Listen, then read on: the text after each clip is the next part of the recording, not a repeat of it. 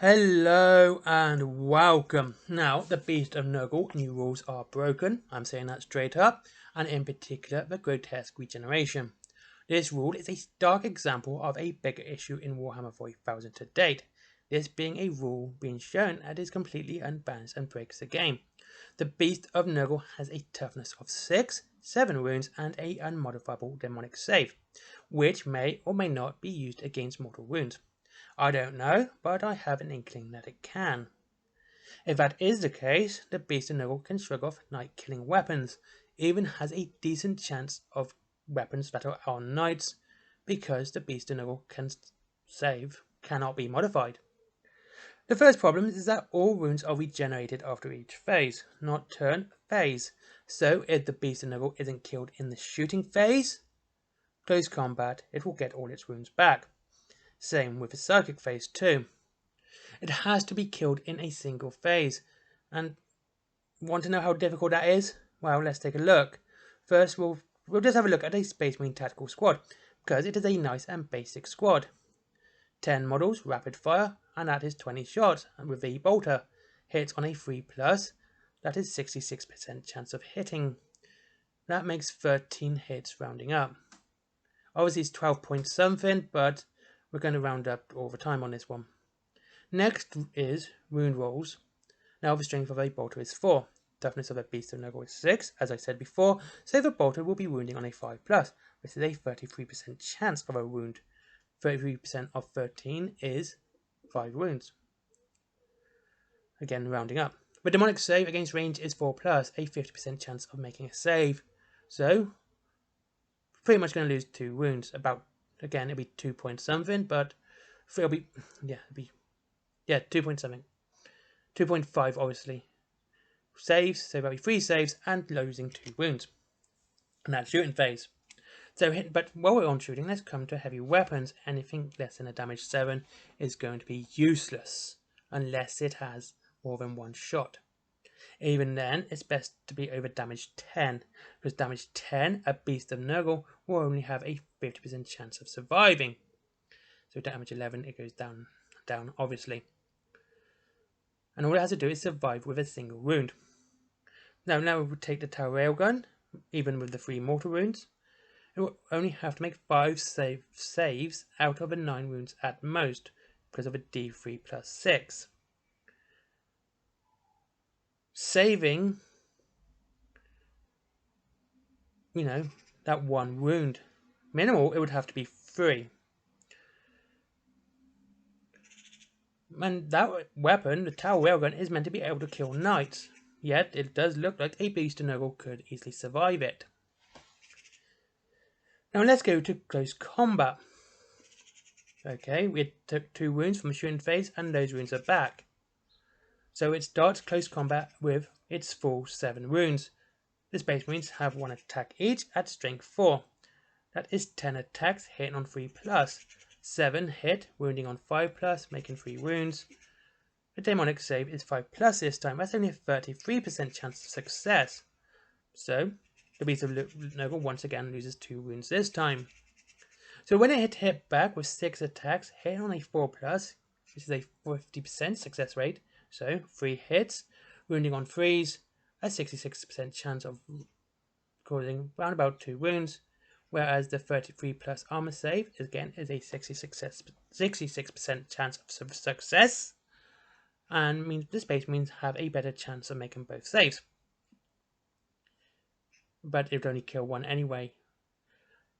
But Beast of Nurgle has pretty much tied itself up in close combat, and it will lose the objective anyway, but we're not talking about objective, we're talking about killing.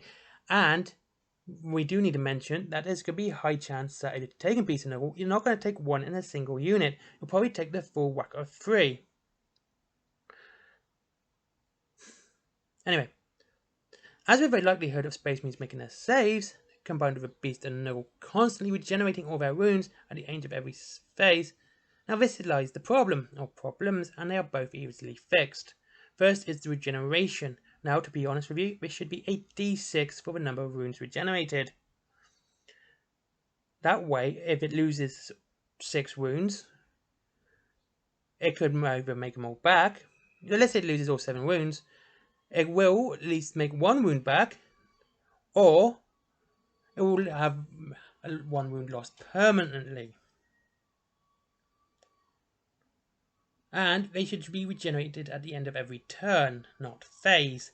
So a squad that has blasted the hell out of them, then charges them to close combat, shouldn't have to put up with a full strength beast of Nurgle when it goes into close combat, and having it tied up and just have a useless part in the end. Now melee's fun in 40k when there's an out and out winner. When there is just stagnation and this turn after turn of just being caught without anything really beating the other, it becomes dull and boring.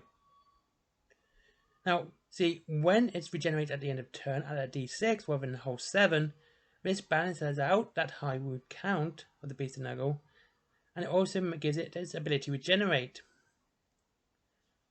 But the issue that this rule represents is Games Workshop showing off an over-the-top ability or rule to entice people to change their army. This chasing of getting people to chase the meta can take a lot of fun out of the game. This is very gimmicky and dissuades commitment to a single force. Look, I've made several armies throughout my time playing 40k. Right now I'm building an Imperium force, but I have always stuck with Eldar and Dark Angels since I was first in the game. I thought they were both looked cool. Not Dark Eldar, the Eldari and the Dark Angels. Because I always thought they both looked cool and I've always liked their lore.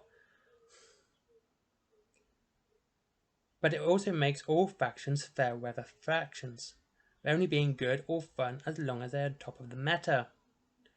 Now the second problem is that the newest codex out, they want you to change to that faction because they will make it better, but it also makes everything else worse, and it means the next one has to be better again. And the fact we haven't had the squads or the Imperial Guard out yet just shows how bad this can be, because Imperial Guard aren't meant to be that good, they're meant to be much a horde army. Yeah, it's going to have lots of tanks because that's what Imperial Guard do, but again, it's got to have lots of tanks, and if you're going to have a Leman Russ that can blow the head off a Titan, that's just going to be stupid.